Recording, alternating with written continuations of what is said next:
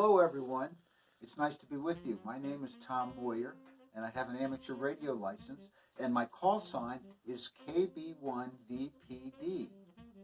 Now, I understand you've been learning a lot about the International Space Station, and it's amazing to think that these astronauts are living on that space station 240 miles above the Earth and traveling around the Earth once every 90 minutes. But something equally amazing to me is that we can communicate directly with them through amateur radio. Amateur radio technology can also be used to send and receive pictures, and there are amateur radio satellites traveling around the Earth. If you have an amateur radio license, you could communicate with these satellites or with anybody else that has a ham radio station. Sometimes amateur radio operators are called hams, and their stations are called ham shacks or ham radio stations. You don't need to be a specific age to get a ham radio license. If you're 10 years old and you can pass the written test, you can get a license. Now, amateur radio is a hobby.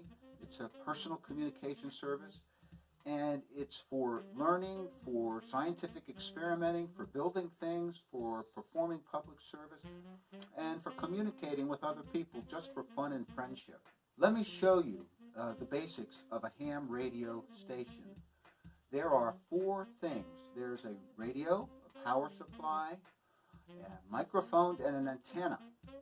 Now, the power supply supplies energy to the radio. It can be a battery, but here in my shack, it's this little black box. This is connected to the outlet that I plug in, and then it sends the right kind of energy to my radio here.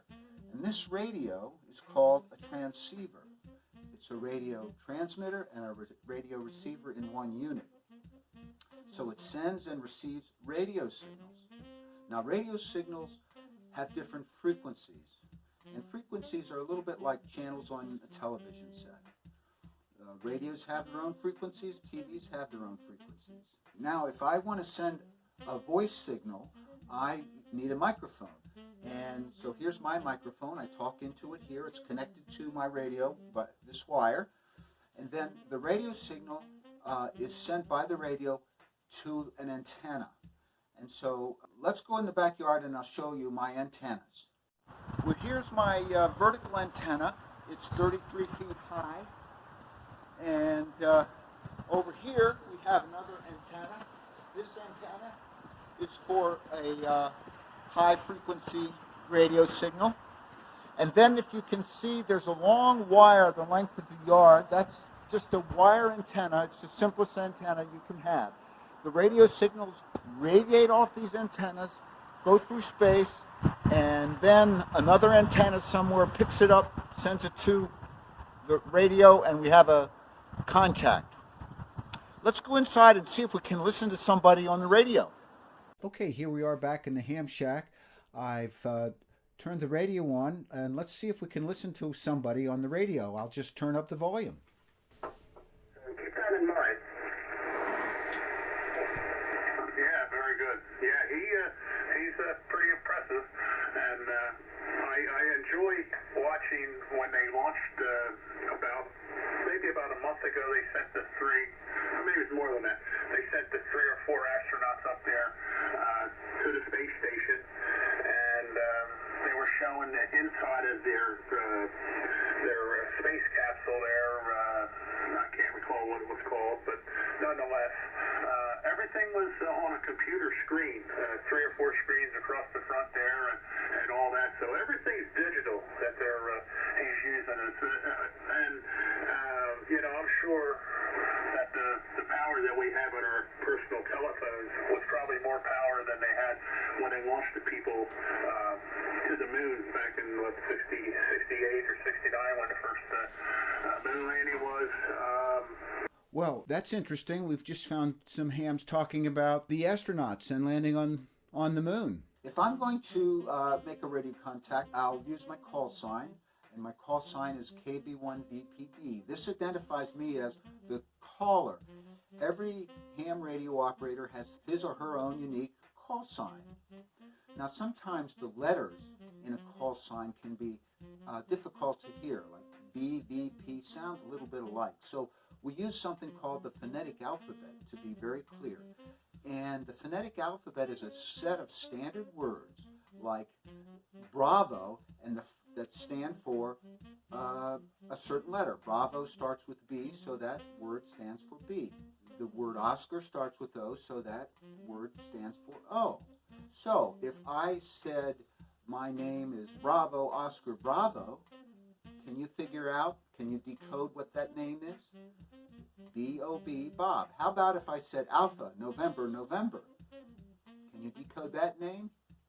Okay, that's right. It's Ann, A-N-N.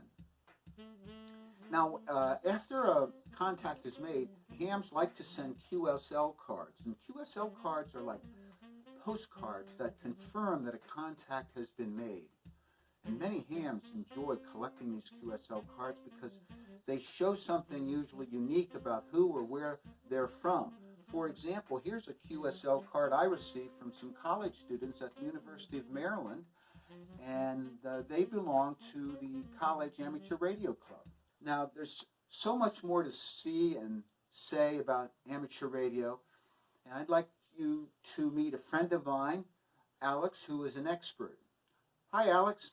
Thank you, Tom, and welcome everyone. In addition to using a microphone for voice communications by ham radio, like Tom showed, a transceiver, a transmitter-receiver, can also be used to send and receive Morse code.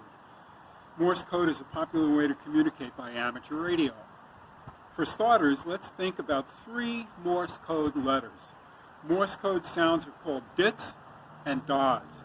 The letter E is a single dit. That's a letter E.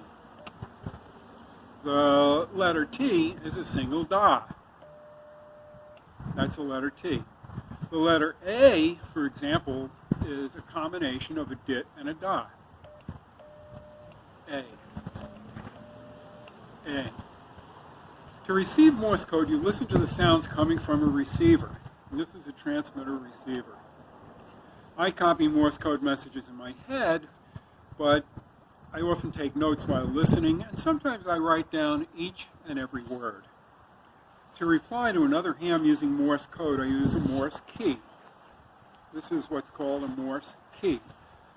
The key plugs into the transmitter receiver or the transceiver and lets me send dits and das. So I can send dits and das. Now, I can also use what's called a semi-automatic key, so I'll unplug this key and set it aside and plug in a semi-automatic key. And this key also lets me send dits and das, but one side of the key, when pushed, creates dits.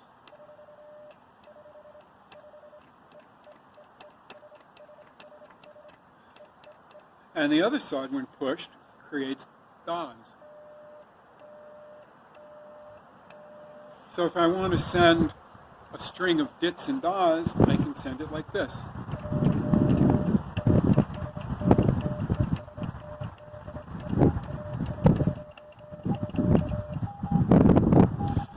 It's a lot of fun to smoothly send those dits and das.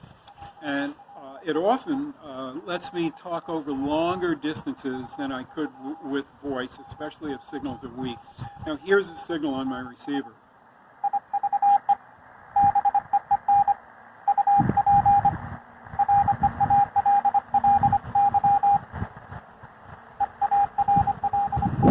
That station is sending at about 15 words every minute, or 15 words per minute.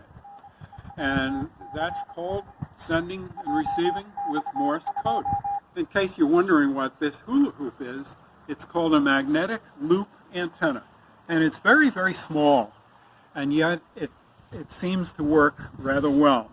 And it's made out of a piece of copper pipe, and it has a control that lets me tune it. And it's connected to my transceiver by a cable. And here you can hear stations that it's picking up as I tune.